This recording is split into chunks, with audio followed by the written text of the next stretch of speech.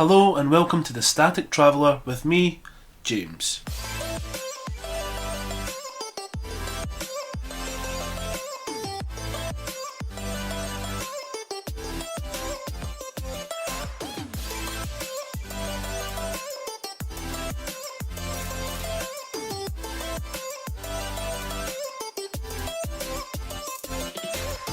Hello and welcome to the latest episode of the Static Traveller, the podcast where I speak to travellers of the past and the present from around the globe and let them tell you in their own words about their adventures throughout this amazing world.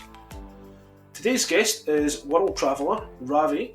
Now Ravi, if you don't know him, which I would be surprised if you didn't, Ravi's 35 years old. He's also known for his massive online influence, boasting over 114,000 followers on Instagram and over 10,000 on YouTube as SoaringEagleTrots. Now, just a small intro into today's guest that will tell you everything you need to know. So, Ravi has racked up nearly 3 million miles across hundreds of adventures. He's reached the tallest of mountains, the deepest of seas, beautiful valleys, expansive deserts. He's visited the most breathtaking landscapes. He's been to molten volcanoes. He's visited some world-class scenery, exotic islands, wondrous waterfalls, stunning beaches, deep jungles, and many more. Now, Ravi is currently in Richmond, Virginia, in the USA. Ravi, hello. Hello, good morning. From the USA. Yeah. So, Ravi, that was just a little snippet into your adventures so far. So why don't you tell everyone just a little bit more about yourself, and then we can kind of take it from there. Okay. All right. Folks, my name is Ravi. I am an Indian American, meaning I was born and raised in India, and then I moved to the USA for education, and now I have an American passport. So that's why I call myself an Indian American. And I have had the fortune, or I've been fortunate to travel to 186 countries so far. So that's nine short of the UN recognized countries.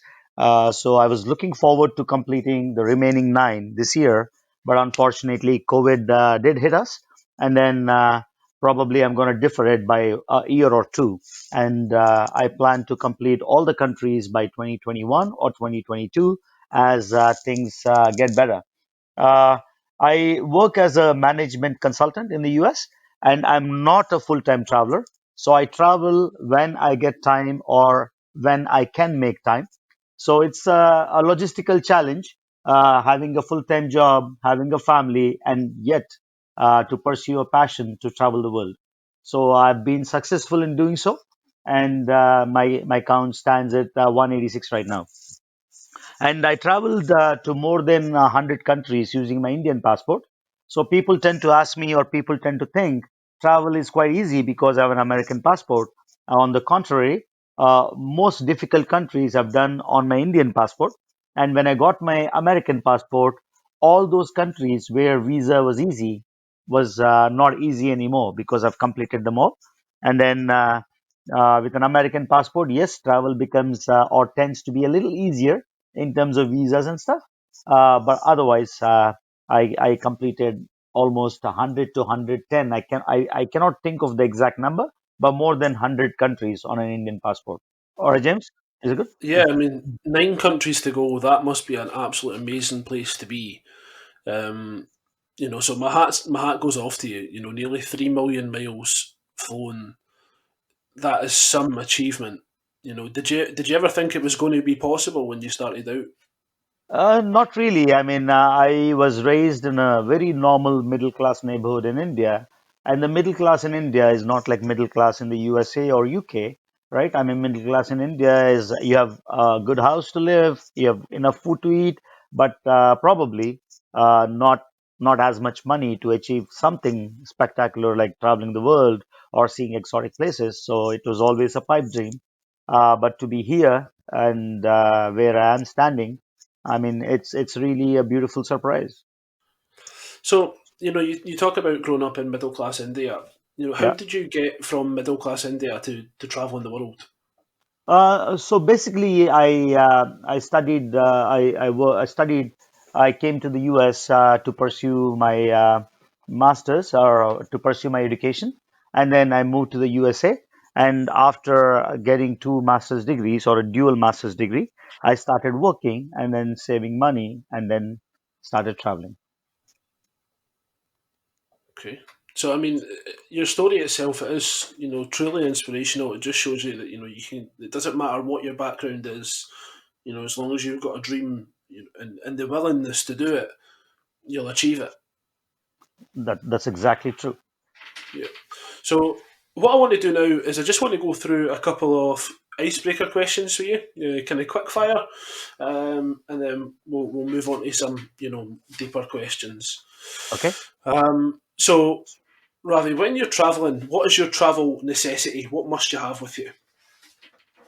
The purpose of traveling is I would like to connect with as many people as possible, people of all walks of life, different cultures, different traditions. So the essential element of travel is to meet people from a different country and understand their perspective.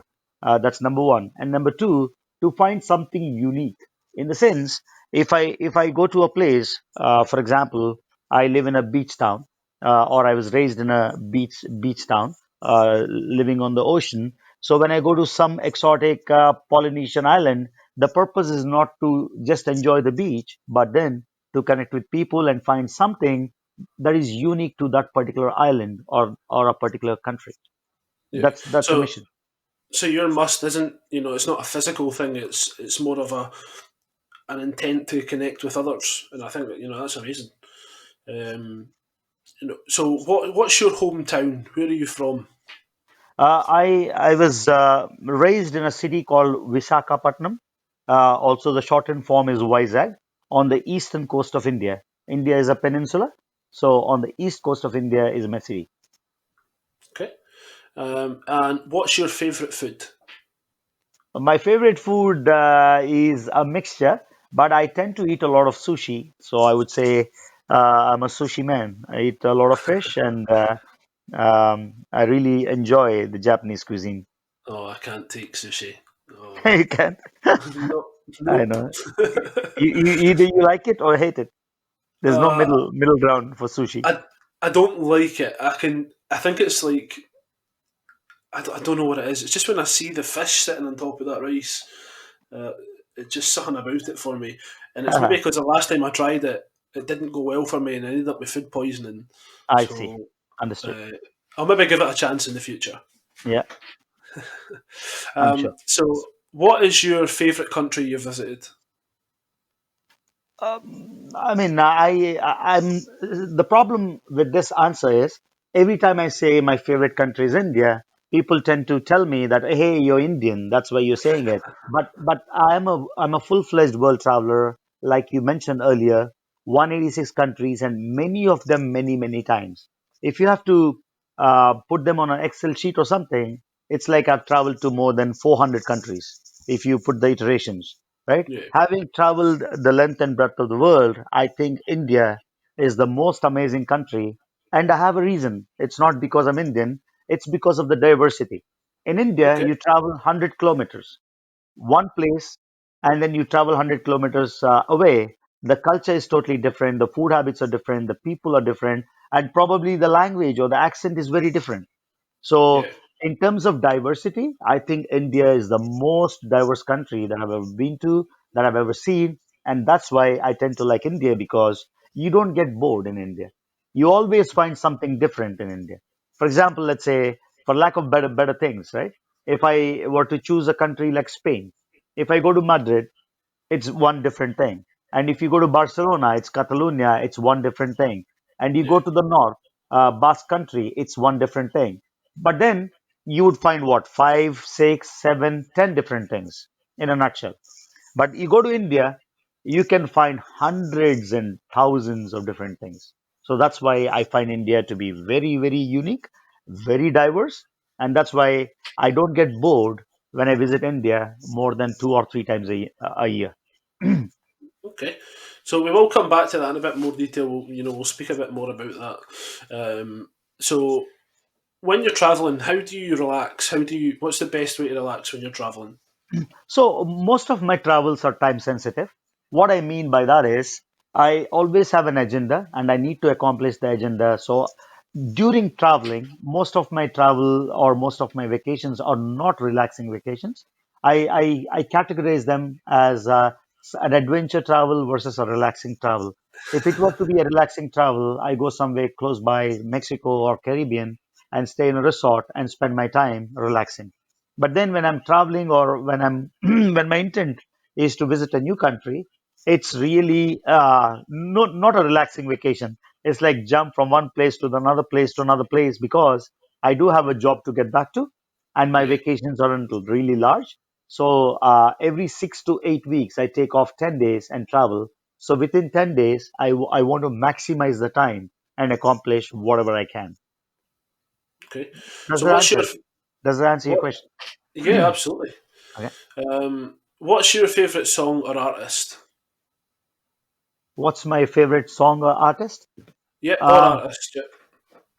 I like Beatles. I know it's a little old, but I tend to listen to a lot of Beatles, and I find it very relaxing. I also like I mean, mostly Beatles, and then lots of traditional Indian music is what I listen to relax myself. Okay, you can maybe recommend a couple of songs from me. I'm quite like yourself. I like to listen to music from everywhere, so Uh, so you uh, can so maybe send me a couple of music. Yeah, I can, but there is this Carnatic. I'm not sure if your audience would understand what Carnatic music is. It's some kind of devotional music. It's not. I'm not trying to say I'm a devotional person. It's not like I go to the temple or mosque or church and pray every day. I don't. But then I really find solace and a sense of relaxation when I listen to this devotional Carnatic music. And the artist I listen to most of the time, her name is MS Subalakshmi. Okay. What's your favourite drink? Man, I'm a teetotaler, so I go for virgin margaritas. I don't really drink alcohol or wine. So occasionally wine, but I don't really drink alcohol. Uh, Yeah, like so me. yeah, I love virgin margaritas, and my favorite drink must surprise you. It's green tea. Oh, my wife is mad for green tea. Yeah, I don't know. Yeah, I try green tea. I try to. I mean, I'm some kind of a tea gourmet. I mean, or tea connoisseur, or what's the right word? I'm not sure. I try various types of tea everywhere I go. I collect white tea, oolong tea, green tea, matcha tea, all kinds of flavors. So my favorite drink is tea. Yeah. okay. What is your favourite movie? My favorite movie tends to be something Indian, Bollywood, Tollywood. I mean, man, it's extremely impossible to shortlist or come up with one single movie that you like the most. Okay. Um, how many other languages can you speak? I can speak about. I can manage. I mean, I am comfortable. I can speak a little of Spanish. I can manage with a little of Portuguese, right? And then little Italian, good enough to take me around, good enough to have a conversation, and then Uh-huh. a few Indian languages. Okay. And I know this one might be a bit harder for you than anybody else I've spoken to, Uh-huh. but somewhere that you want to travel to, but you haven't yet. No, it's actually easier question for me. So you always have something that you cite or call as a travel blunder, and my biggest travel blunder was not traveling to Iran. When I had an Indian passport, traveling to Iran would be a cakewalk. So easy to get a visa, so easy to travel around. And the biggest blunder of my travels is not traveling to Iran when I had an Indian passport. And traveling to Iran with an American passport is very hard. Getting a visa is hard, and then you need to be on a tour. You cannot travel by yourself. So one place I really, really want to travel and explore by myself is Iran, and I can do it right now Okay. without a challenge. Okay. But I'm sure you'll get there. Yeah, I hope so, man. So that's kind of all the quick fire questions. So let's get a bit more conversation surrounding your actual travels. And a bit more about how Ravi started traveling. So I know you kind of touched on it before. So anyone that's looking to travel, that hasn't started yet, or someone that's looking for a bit of inspiration on how to start traveling. How did you start traveling, and what would you say to them to get them off the mark? So, so people tend to travel. People tend to think that travel is something expensive, and like let's say you live in England, only when you travel to America it's called travel. Or somebody like me or somebody that lives in India, they think, okay, going to Thailand or Laos or Cambodia is travel. But I say travel does not necessarily mean to travel across to another country or to an exotic location. You can find amazing things traveling within, traveling something to a close by place. I mean, for the lack of better things, I mean, since James is from Scotland, I can give him an example, right? I mean, somebody that lives in Scotland all the time, Edinburgh, let's say, they could travel to Wales and find something in Cardiff that's very different than what Scotland is. Or maybe take a train and go across to France, and then it could be travel as well. So travel doesn't have to be something very expensive. So everybody should travel, I think, easier for me to say, within their means, because I mean, I don't really advise somebody to take loans and not have a living and then spend all the money. I did run across many people who don't have a single penny in the bank and they spend all the money on travel, but then you should always be ready for a plan B. So that's why I tend to advise people to save a bit and then spend a bit on travel. And travel doesn't have to be somewhere far away or exotic.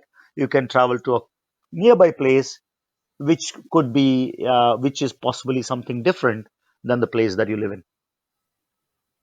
Okay, so talking about traveling, did you always intend to travel growing up, or is it something you just developed a taste for? Actually, no. I've always had this passion for geography and discovering places. But then, like I explained to you at the start, it was a pipe dream at best because I never thought in my wildest dreams I would be able to travel to even 10 countries, right? Based on the situation I was growing up in and my economic condition and what seemed feasible then. But then, I always had a fascination for world news. I was always buying magazines, reading and studying about other countries. Go to the library and find information on countries and read about it. So I knew the world map pretty well even before I started traveling. So I think it's always been in me that I wanted to travel and see the world. Only difference is it seemed like a pipe dream then, and now a fulfilled dream now. Yeah. So where was the first place that you travelled to? Where was your first trip? So my parents, within their means, did take us around in around India. But the first place I traveled to was the country of Bhutan when I was like 8 or 9 years old. Okay, and how did you find that compared to going with family, to then stepping up and going travels by yourself? Where was the first place that you went by yourself? By myself, the first country I traveled to is America because I moved to the US. And from coming from India, America is totally different, something which is totally a contrasting experience. So the first country I traveled to was the USA from India. Okay, so I'm not going to ask you, the countries that you've visited because that itself would take longer than what we've got. Yes. So, why don't you tell us the countries that you still have to visit? Okay, so I completed all the countries in North America, and in South America, I completed all of them as well. And I have one pending, that is Venezuela, right? In the continent of Africa, I have two countries pending. One is Somalia, and one is Libya, right? And then I completed all the countries of Europe. And then I do have in Asia, I have not been to Yemen, Turkmenistan, Iran, and Syria, right? Seven. And then Okay, I also have two Pacific nations. They are Tuvalu and Nauru. where were they? Sorry. Nauru, Nauru, and Tuvalu. Okay. They are near New Zealand, Pacific Island countries, All right. Near Fiji, sorry. Okay. So, I mean, is there any reason in particular why you've kept these ones till last? Or has it just been circumstance or complete? So Iran and Syria, because by the time I was ready to go to all the far and wide countries, war broke out in Syria for the past 5 years. And another travel blunder was I missed Syria when I was in Lebanon in 2010, 10 years ago. I did not have 2 extra days or 3 extra days to spend, and I had to skip Syria, biggest travel blunder. And that's why I couldn't travel. I couldn't travel to Syria now because of the situations. But I think things are opening up, and Syria is allowing tourists in, so it should not be really a problem now. And Iran, as I cited earlier, it's the biggest blunder, and with an American passport, it's kind of hard to get to Iran. So I had to keep these for the last. And Venezuela, the same thing. I was crossing one country at a time in South America, and when I was ready for Venezuela, the political situation was quite difficult, and there goes Venezuela. So I chose relatively difficult countries for the last, and that's why Mhm. you hear the 9 countries that I talked about. Okay. So, when I speak about Iran, Syria, even Turkmenistan, when I speak to people about that, they would be, one of the countries or some of the countries that they would label as, some of the more dangerous ones to visit. Do you have any fears about, traveling to these countries? No, not at all. I don't think there are many places I was told not to travel to, absolutely, like Central African Republic, which is supposedly in do not travel list. I went there. I didn't find anything dangerous. I think danger is something that is in your mind, and danger is not something that is real. When there is an active war going on, of course, it's a dangerous situation because it's not like you would be shot at, but you could be collateral damage. So of course there's danger, but when there is no active war like situation going on, I'm not really worried about me, or I don't consider a country dangerous just because the advisory say so. Okay. So what's the next country to be ticked off your list? What's the next one? When I, travel's I, lifted. I was thinking because of my American passport, going to Venezuela is also a challenge in the sense because there is no Venezuelan embassy, because there are no diplomatic relations between USA and Venezuela. So those would be difficult, right? Venezuela would be difficult, Iran would be difficult, Syria would be relatively difficult. So I was thinking of Turkmenistan, and then Turkmenistan also gives a limited number of visas. They have a quota, so I need to plan in advance. So Turkmenistan would be one, and then Tuvalu and Nauru. They are relatively easy. I mean, they are expensive to get to because they are far away and remote.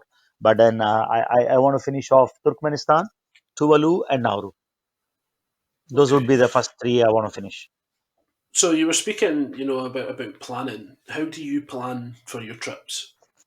So I plan my trips around the time because I'm not a full-time traveler, as I explained before. For me, time sensitivity. For example, if there were to be a flight which is $300 more, but it saves me 6 hours, I don't mind spending that extra $300 and save the 6 hours because time is the most critical element for me because Yeah. I have a job to get to, or a job to get back to. I wish I were backpacking. I wish I quit my job and not worry about family or home and travel, but that's not the reality I'm in. So I need to really manage everything based on time.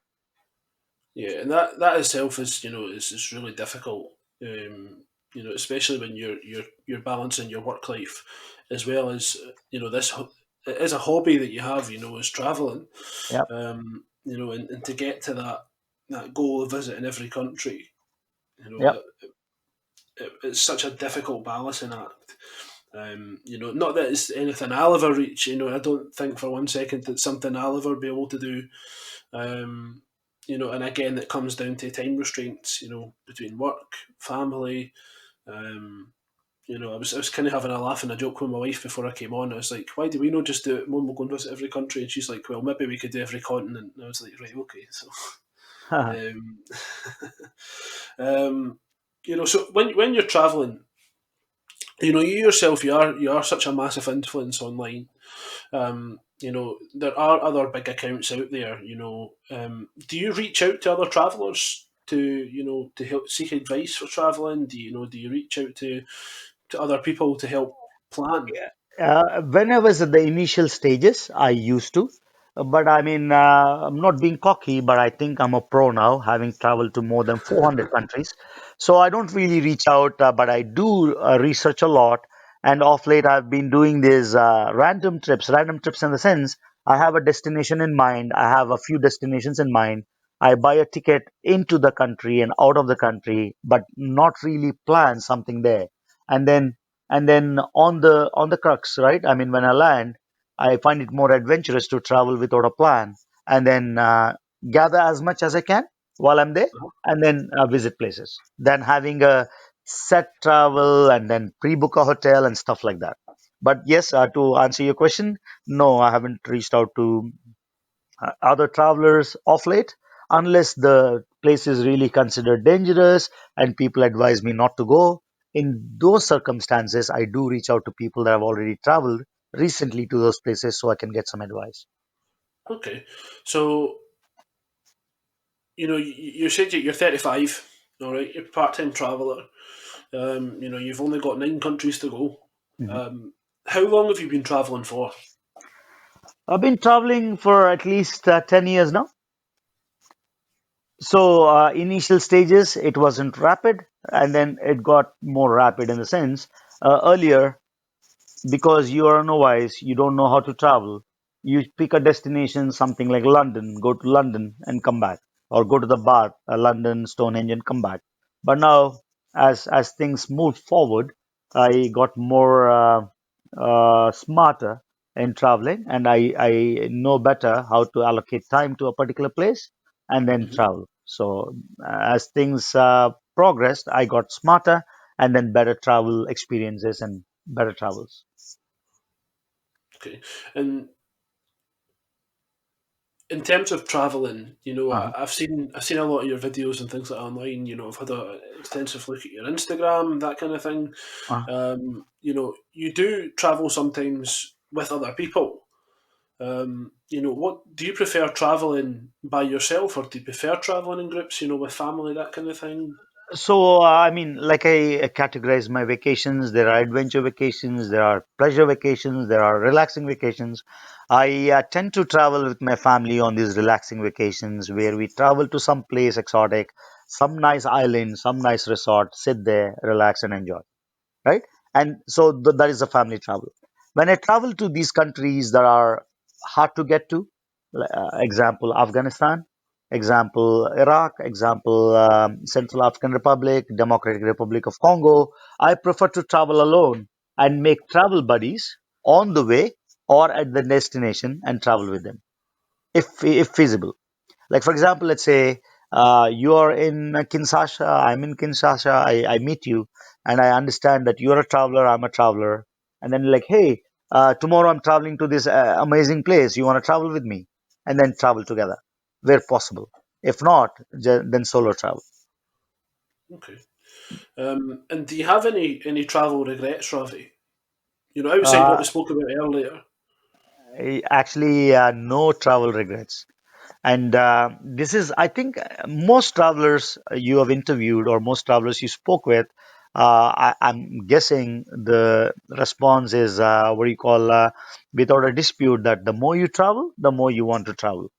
So, no travel regrets so far. And this is the only problem I have. The more I travel, the urge to travel more keeps increasing, not decreasing, you know. Okay.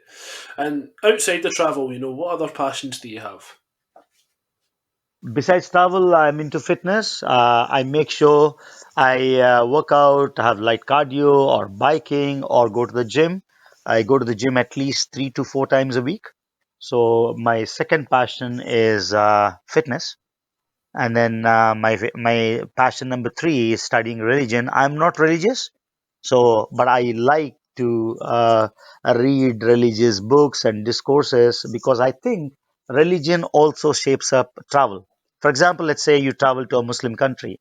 To understand the context of a Muslim country and their life and traditions and culture, it's important that you understand also the culture, which primarily stems from religion.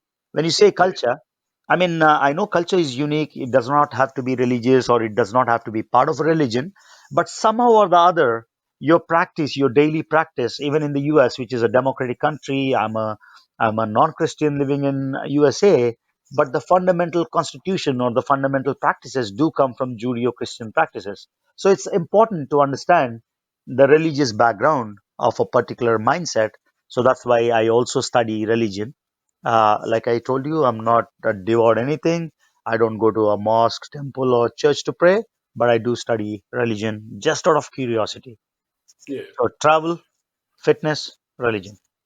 And I mean that's not a bad thing, like you're saying there. You're studying it to understand. It can only put you in a good situation, or it can only put you in a good stance for travelling to these types of countries. Yep, That regardless of it, if it's a Muslim country, a Christian country, understanding the beliefs of that country will certainly help you you know get the best experience from it. yep. Yeah. Um, so when you've been traveling, all right, you must have seen some amazing things, all right. But out of everywhere you've been, everything you've done, you must have one special moment. One breathtaking moment. What is that?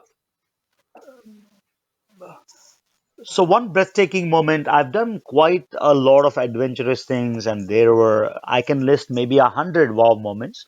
Because as you travel, you find something different, something unique, something special. But I think one wow moment in terms of physicality was going to Mount Tana. It's Mount Yasur, sorry, in the island of Tana in Vanuatu. It's an active live volcano. I have seen a few active volcanoes, but nothing wowed me like this particular volcano. Where about 5 feet away from you or 6 feet away from you, I was actually at the rim of the crater, right? Uh-huh. Like a foot away, and active lava, the sputtering lava, and the eruptions, seeing right on there, and the earth under your feet shuddering, and you were shivering. You could see all the shaking, right? The ground. What do you call shaking and stuff. That was really a wow moment for me. Okay. I mean, again, that must have been amazing. Yeah, Seeing live volcano bubbling, erupting right in front of you. yep, So let's go for one of your best moments. All yeah. right. And So I have a video of that particular moment on my Instagram. I'm not sure if you had a chance to see it or not, but yeah, I've seen it. I've seen it today. You're standing at the top of it, and it was you could see it bubbling, and it was jumping right up in front of you, and it yep, really was. It was amazing. yep. Um, you're certainly the envy of. Oh, you've got my envy there. Um, so what about a scariest moment? Have you ever been? Have you ever had a particularly scary moment while traveling?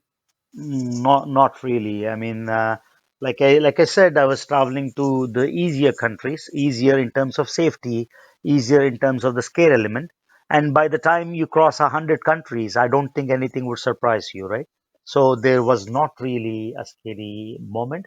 I wish I had some, so it would have made an amazing story. But honestly, even if they were relatively scarier, but because of the way I traveled and because of the experience I gained from travels, even a scary situation turned out to be a not so scary situation. Okay. So we spoke about before, when we spoke about the best country you visited, and you said India. Yeah. What makes that the best country you visited? What's your best experience of India? The India is diversity makes it very unique. So when you look at India in terms of travel, India is not one. India is maybe 100, right? Uh, you can get about anything and everything in India. Like you can get anything and everything in USA. You have the deepest oceans there, amazing beaches, and then tropical jungles and temperate climate. You have snow mountains in the north. You have amazing valleys, and the northeast people look oriental, meaning, for lack of better words, they look Chinese and Japanese look. right? Okay. So you have amazing diversity, and you come to the west of India, they look like Pakistanis and Afghans. You go to the south of India, you look like Sri Lankan, and similarities, and the cultures are varied and vivid. Languages are, I mean, if you go to Spain, the same example I take it, though they speak Spanish and Catalan and Basque country has a different language and all that, but then everybody has the same script. You write it in the English script, what Germanic script, but in India, when you talk about the language, the script is different. They are not even similar. Like if you're good with Spanish, you can manage Portuguese, right? Or you Uh-huh. know a little of French, you can understand Spanish with little difficulty. Italian, they're all very similar. But in India, the languages are so different. Each place language has no similarity or not even 10% similarity to the other language. And that's why I find India very, very unique and very diverse. Okay. And anyone that is thinking about traveling to India, what would you say to them? What would you say to them to encourage them to book up and travel? So India is a mixed bag. When you talk to a Western traveler, either people love it or they have had a bad experience because of the scams. I mean, in any tourist buzzed activity, of course, they tend to be scams. People try to take a good ride of you and make some money off you. So as long as you're aware of the scams and how to avoid scams, India would be an amazing experience. So I tell people to be aware of scamsters, to figure out as to what is a must do and what is not a must do, or how you familiarize yourself with these scams and tricks that people play upon you. And this is not just for India, this is for any country. Yeah. I mean, you know, you say for Westerners, but the podcast itself it's open to. So I'll run over a couple of countries where we've got listeners. So we've got the UK, the States, we've got Austria, Canada, Vietnam, India, New Zealand, Turkey, Ireland, Australia, France, Spain, Philippines. We've got listeners in Kazakhstan, Poland, Germany, Croatia, Malta. So your advice, it's going out to everyone. It's not just aimed at, I know, but of all the yeah, places that you listed, more than 90% are considered Europe and yeah, America, right? 90%. yeah, So the travel, I mean, this is the same thing, right? Morocco, amazing, amazing, amazing place. But obviously, do you get tricked? Do people take you for a ride? Do people make money off you? Yes. So same thing with Thailand. Thailand is again a beautiful place to explore, yeah, amazing things, but people always scam you, right? I mean, for example, let's say something that's worth $5, they probably sell it to you for $500, and then when you realize that, even though you had an amazing experience in that particular country, you somehow feel cheated, and you yeah, think that, man, I don't want to go to this country because 100 amazing experience make a country amazing. One bad experience can make the country bad. So absolutely. that's why I always urge people to be aware of these particular scams, to be aware, to be a smarter traveler. And then I also urge people not to count the two bad experiences you have and count the 100 amazing experiences you have to summarize a country. Absolutely. Yeah. I couldn't have said it better. Yeah. Um, So so, since you said you have listeners in Philippines, I'll yep, give you the same example. I mean, I found Philippines amazing, and I would actually recommend everybody to go to the beaches of Philippines instead of spending thousands of dollars in Maldives or the French Polynesia. The beaches of Philippines are absolutely breathtaking. But then, when I got off the airport in Manila, somebody asked me if it's my first time in Manila. I said yes. So he took a longer route and made me pay three times more, a taxi guy. And then yeah, when you realize it the next day that this guy charged me 1,000 versus 300, that kind of puts a bad taste in your mouth. And then yeah, you absolutely. always start looking at this particular experience in this country with a shaded element. I mean, you start suspecting everything.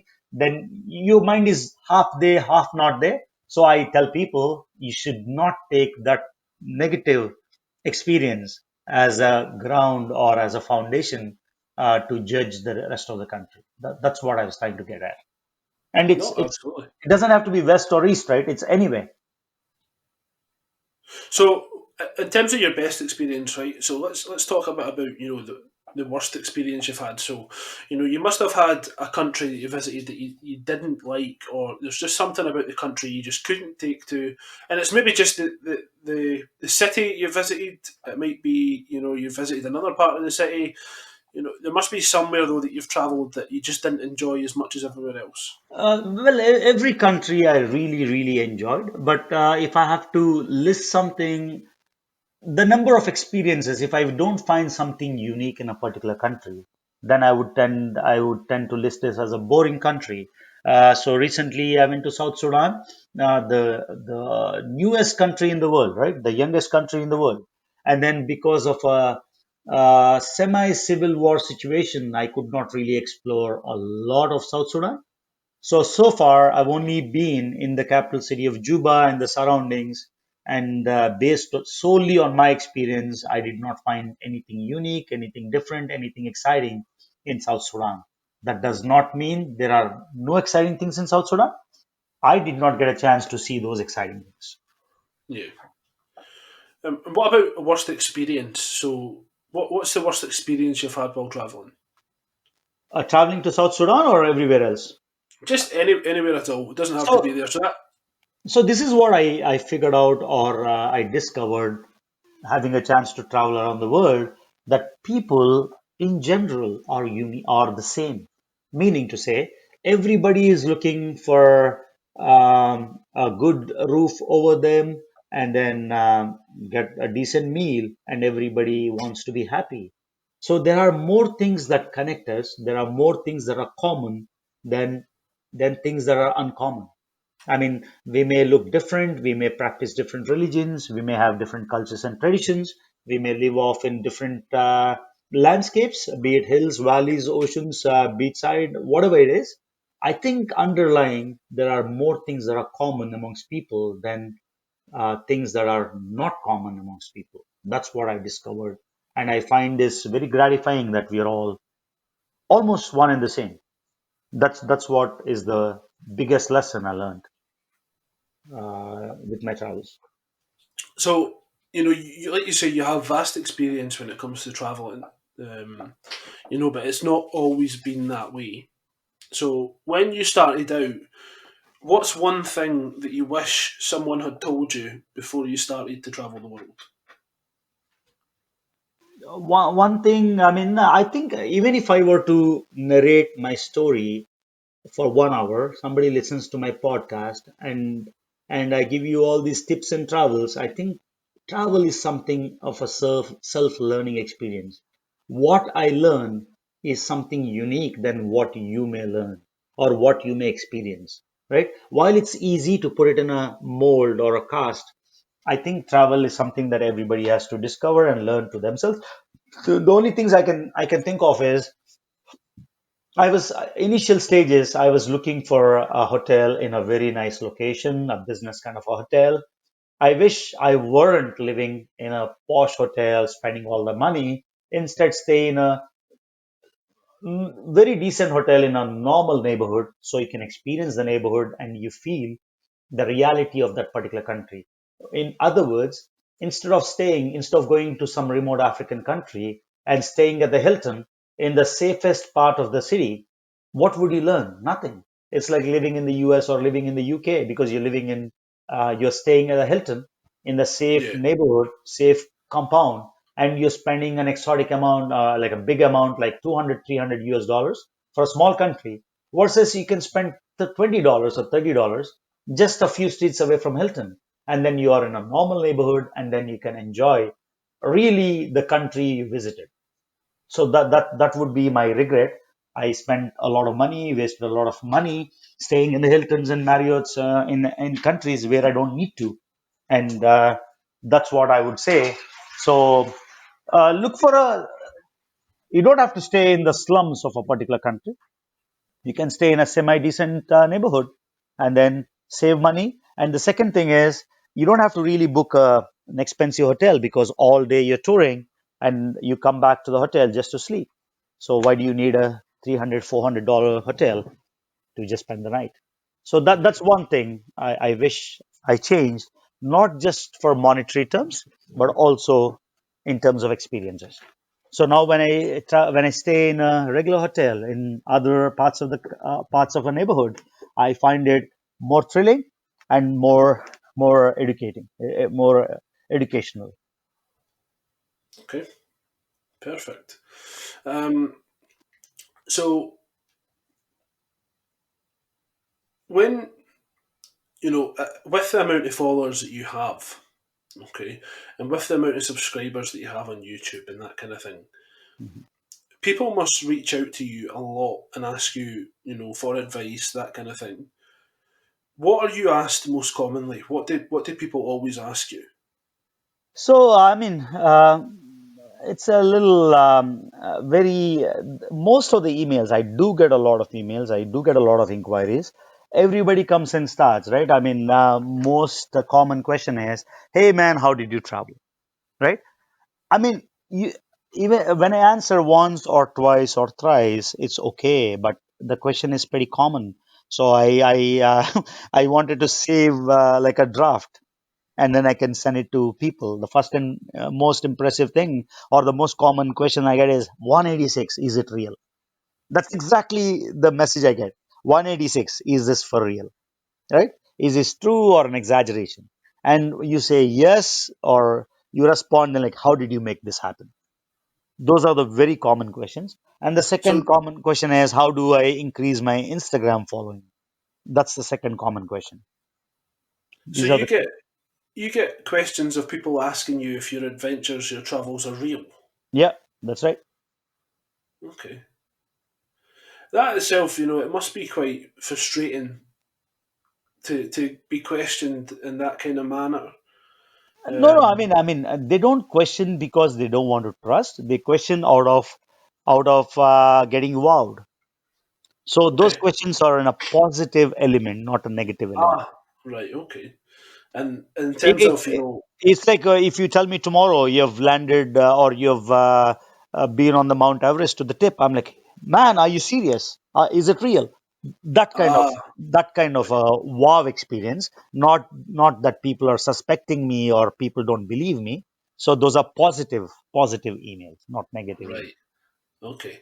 And in terms of, Instagram following, um, that again, that must be one that it's pretty easy to answer in terms of, you put the work in, you've had these adventures, you're posting them online, so people naturally want to follow your journey.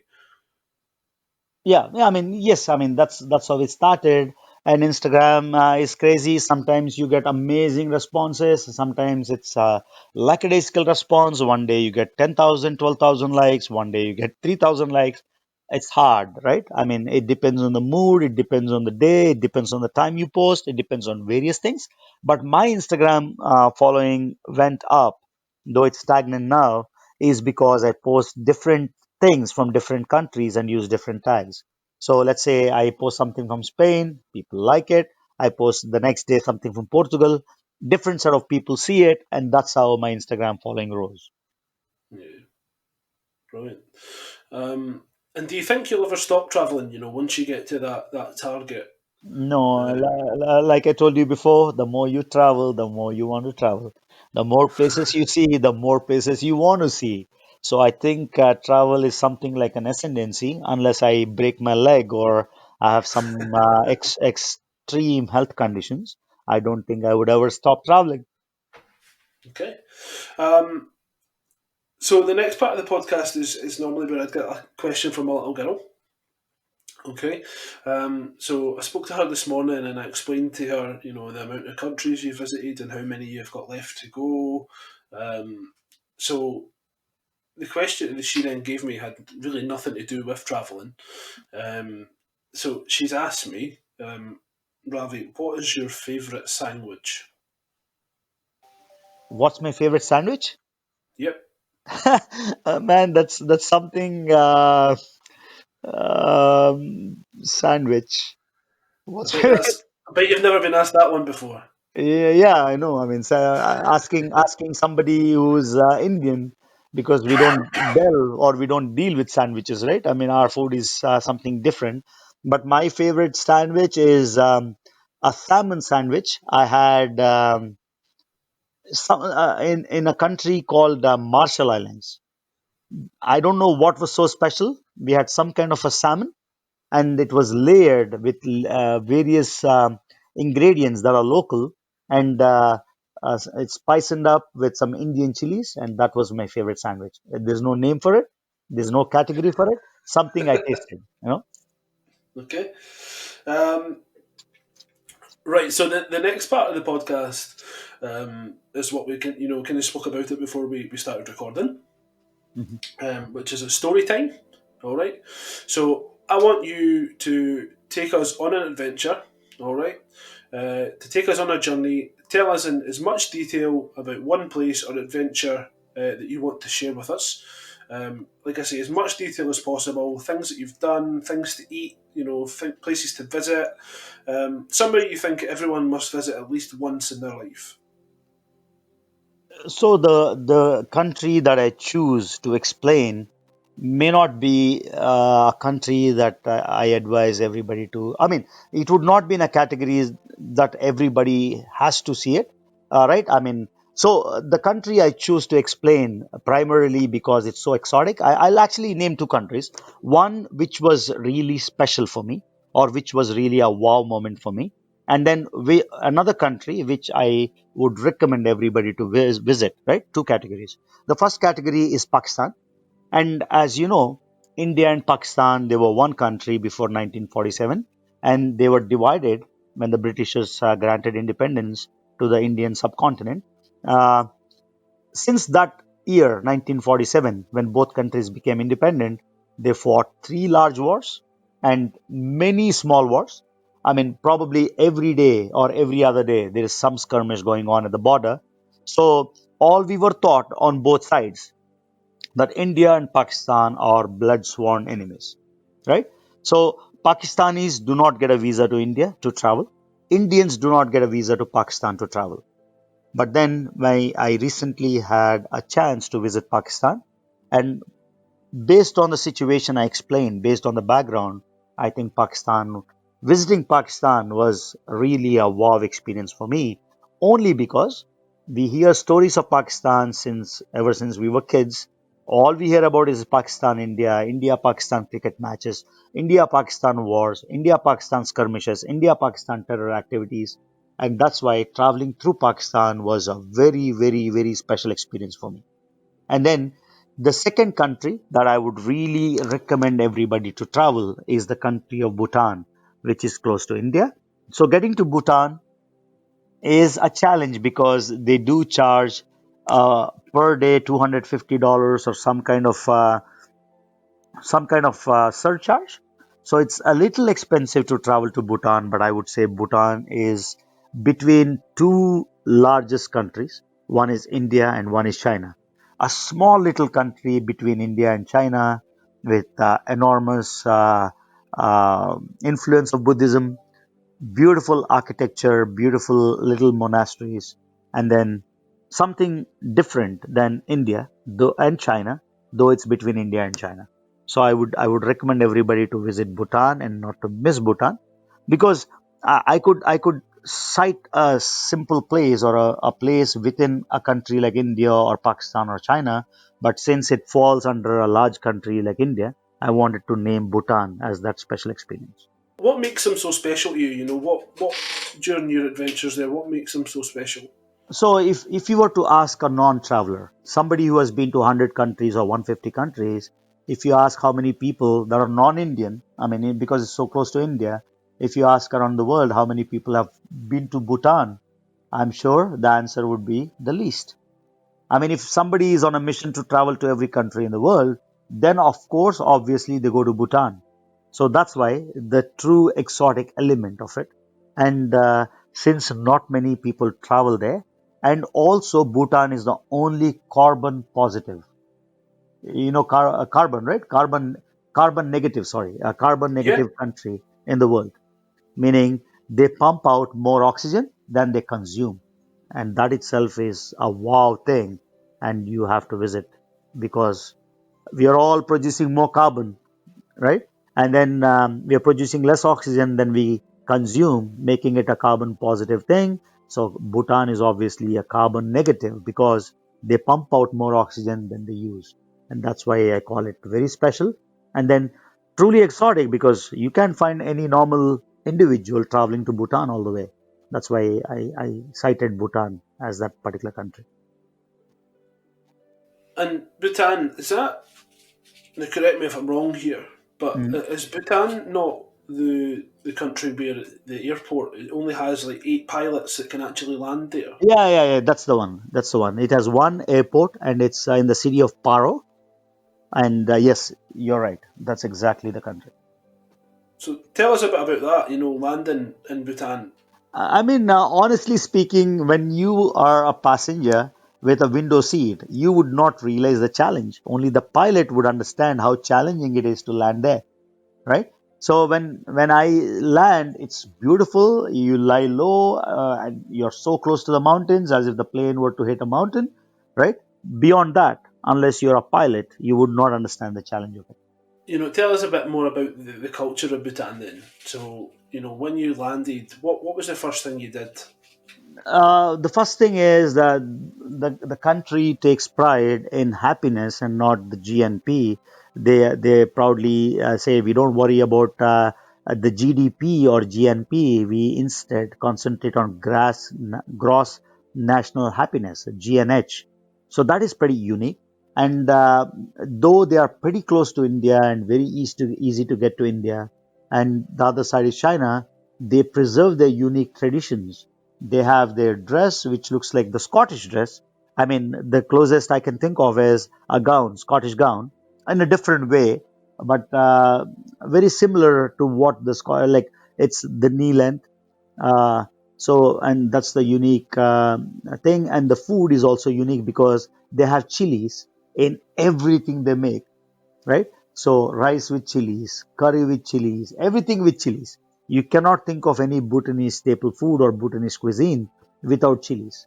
So that's pretty tasty. It's really tasty but unique as well. So those are the things, right? People sticking to their traditions, very simple life. And third is though they are so close to two amazing, huge countries of India and China, they stick to their roots and their culture, and I find that very fascinating. Okay. And in terms of civilization, Bhutan, what's it like there? Is it, do they have, what you would expect in terms of, so when someone says to me, it's very simple way of living, like you just said there, I wouldn't expect the kind of structures that we would have in America, for example. So Yeah, what is it like? What is it like in Bhutan in terms of civilization? yeah, most things are. It's like going 100 years back or 200 years back, right? And simple life in the sense you don't have these monster structures, you don't have these huge highways, right? It's like you're going back in time to experience something unique, right? The Buddhist simple Buddhist culture with a lot of people that go and live in a monastery, giving up their comforts and life and reading the Buddhist scriptures and then making things within the monastery. So seeing all that, I mean, you realize you don't really need what are the number of things that we have to have a decent living, and life could be much more simpler. Is what I realized when you visit Bhutan. And is it somewhere that you could see yourself living? Is it somewhere that it's fine for a trip, a vacation wise? Yeah, vacation wise, it's a unique experience. Can I go and live in Bhutan? The answer at this time maybe no, because we are so tuned to a particular lifestyle, and going and living in Bhutan would be something totally opposite to what we are living or the style of living I have now. But I mean, is it something that brings you solace? I'm guessing, there are many days, right? You want to shut off your cell phone, not even look at it, and that brings you a lot of happiness, right? But can Yeah. you stay away from a cell phone or these modern computers or device or internet forever? Is it doable? Yes, but would you want to do it? No. So that's the line. And your accommodation there, what was that like? I stayed in that's so for most Westerners, you need to be on a pre-programmed. You have to pay 250 or $300 per day. They give you this really good accommodation and stuff. But since I traveled when I had an Indian passport, I was not limited by these choices. I lived in a regular, normal hotel and in a normal neighborhood, and I really, really loved it that way. And in terms of Bhutan, what's a must see? What's a must do when you get there? They have something called zongs, which are like Buddhist monasteries where people live and people also make their own kind of art and craft. So that's one experience you should not miss. Like staying in a monastery if possible, or visiting a monastery if it's not possible to stay in a monastery. Okay. And when I see Bhutan, I've heard lots about it before. As I said previously about that being the airport where, for example, there's only a limited amount of pilots that have actually got license to fly in there. Mhm. Um, when I've heard other travellers speak about it, mostly bigger, well-known travellers, like for example Drubinski. Mhm. So he stated that trying to get a visa to get into Bhutan was very difficult. Was that the same kind of situation for yourself? No, I don't think getting a visa to Bhutan is difficult. Getting a visa to Bhutan is expensive, and they have limited number of visas they grant. So if you plan it properly, I think visa to Bhutan is easy, not difficult, provided you can pay them. Like let's say you have a 7 day trip, and like I said, each day you have to spend $300 or you have to pay $200 or $300, whatever that amount now is. So, visa to Bhutan is expensive, but not difficult. There are two different things, if you ask me. Okay. And is it somewhere you've travelled a lot? To Bhutan? Sorry, Yeah. I didn't get you. Yeah, is it somewhere that you've travelled a lot, Bhutan? Is it somewhere you've been lots of times? No, no, I've been to Bhutan only 2 times, not a lot of times. And my challenge is, since I'm on a mission to travel to every country in the world, and time is sparse, since we talked about my full-time job. So, though there are many places I want to visit again and again and again, because of the constraints of time, I cannot. So, I want to go to Bhutan again, but maybe once I finish all the countries because I want to use my time effectively. And then you don't have a goal that you need to surmount or get to. Then you're kind of relaxed, right? Semi-relaxed in your mind. Yeah. And how would you compare Bhutan to somewhere else? So, for example, if I says to someone, "Oh, you know,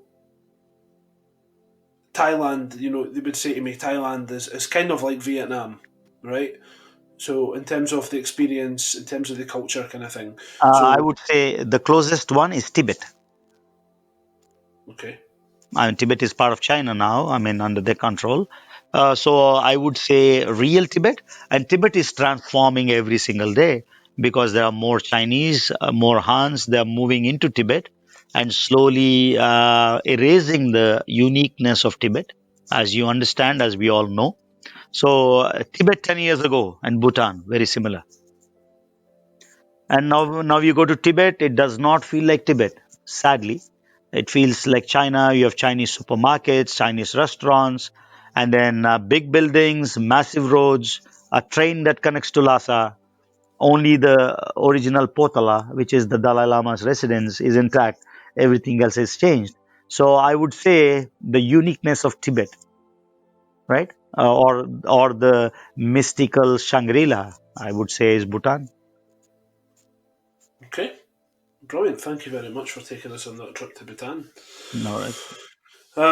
So the last part of the podcast is usually where we would look at Instagram and we'd have a look and see, any questions that we've got from anyone. Mhm.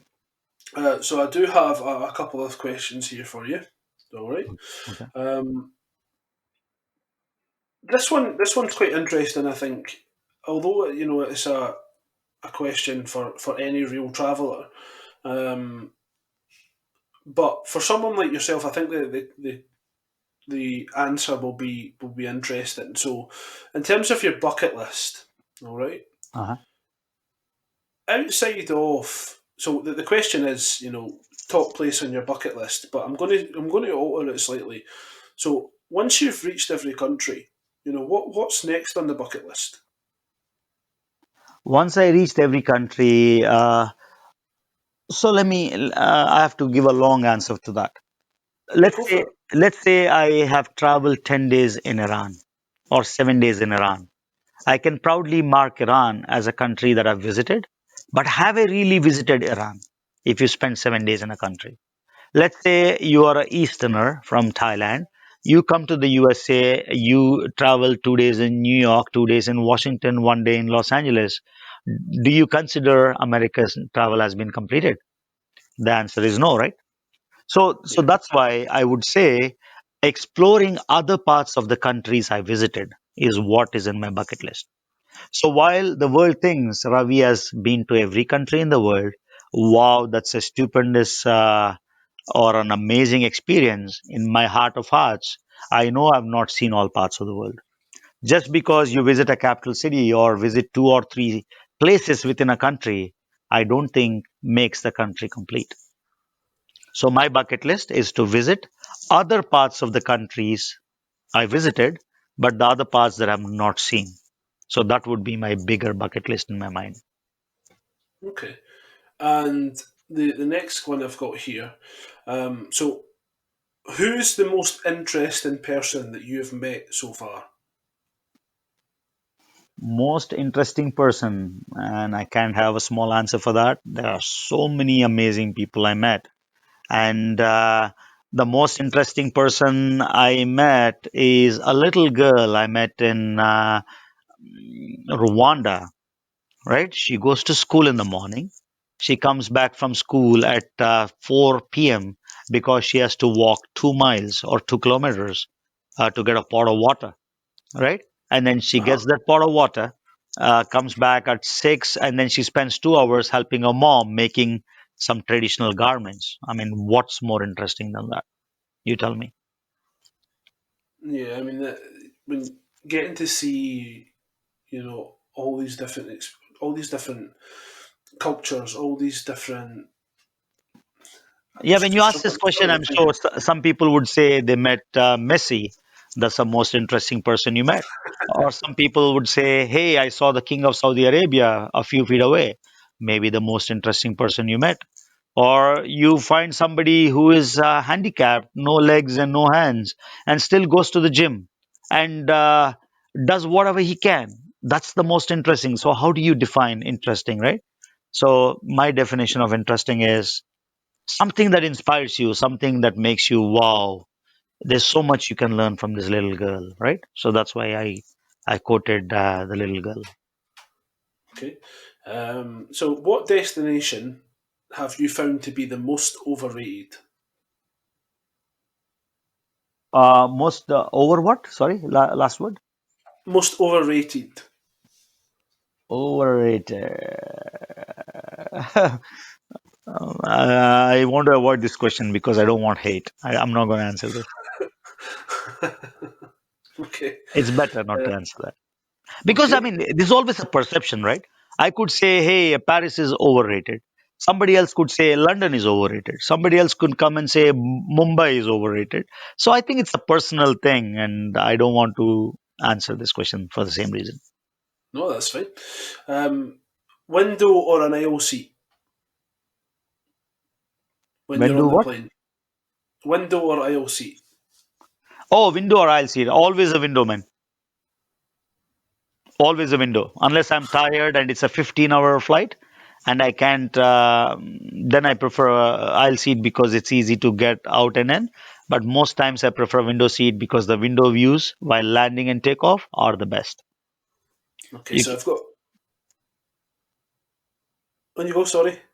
yeah, that's what I'm saying. So window seat because I don't want to miss that view while landing and the view while taking off.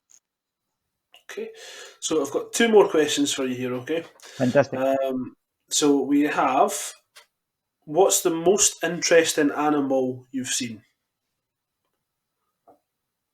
Most interesting animal I've seen is the Tasmanian devil. I The find it, Tasmanian Devil. yeah, I find it very interesting because for the size it has and the energy that it possesses. And I have seen tigers and lions. I walked with lions in Zambia. I had a cheetah on a leash, which I got a lot of hate. I understand. Walked a cheetah with a leash in a park in Zimbabwe versus the Tasmanian devil. I got so scared of the Tasmanian devil, the way it was marching against me, the way it was making noises, the aggression in its face. That's why I say the Tasmanian devil. And the last one, Ravi. So, Yeah, yeah. how would you describe yourself in 3 words? 3 words is 3 words is the undying curiosity to learn new things or to explore new things. And the second word is indefatigable. I never get tired. I mean, let's say I take 15 flights figuratively to get to a destination.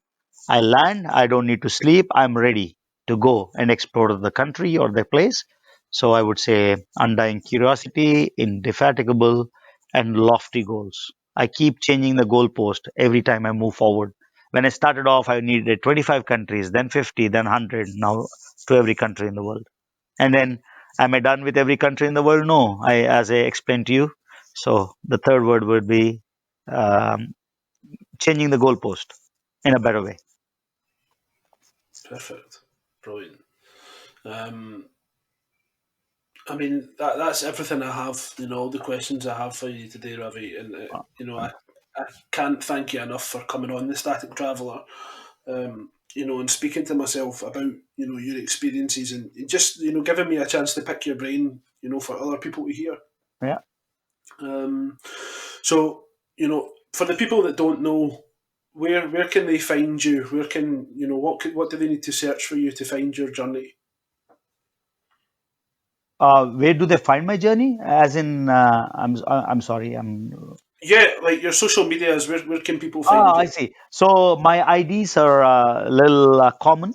It's Soaring Eagle Trots on Instagram, Soaring Eagle Trots on YouTube, and I have a Facebook page which is not updated quite frequently, but I started doing it now. It's Ravi, my name, Soaring Eagle Trots. So those are the three platforms I have right now. And my YouTube is relatively young, only 4 or 5 months old, only 5 months old, but I was able to manage 10,165 subscribers as of today. So I think the journey has been successful because people tell me YouTube is something very hard to crack.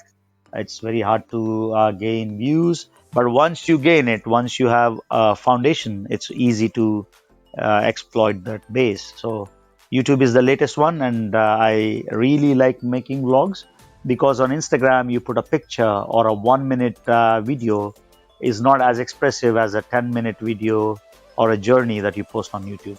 So Yeah, Soaring Eagle Trots. perfect. And what I'll do is I'll put all the links in the description below. So anyone that is looking for Ravi's journey, you'll be able to get it there in the description. Um, Ravi, we will need to get you back on. Once you hit all of your countries, Yes. and you can give us a bit more detail on the stories of these last 9 countries. I can't wait to hear what you've got to tell us for when you get there. So it's certainly been a pleasure speaking to yourself today. Yeah. And again, thank you for coming on and taking the time to speak to myself. Actually, thank Um, you. Thank you for reaching out and thank you for taking the time to go through this podcast. I am sure it's not easy for you as well to find people and get them on. So thanks a lot for making this happen. Thank you. So thank you to everyone that's listening. Like I say, go and give Ravi a follow, give him a wee subscription on YouTube, and have a look at his Facebook page there. You can give him a like. Also, don't forget about the Static Traveller. So go on to YouTube, give us a subscription. All the videos are now up to date. If you can give us a follow on Instagram, that would be amazing. You too, Ravi, that would be brilliant. If you could give us a little follow as well. Facebook, yeah, give us a like. Like I say, on YouTube, give us a subscription there. Yeah, if you want to feature on the Static Traveller, you can get in touch by sending me a private message on the Static Traveller's Facebook page and Instagram account, or even now through YouTube.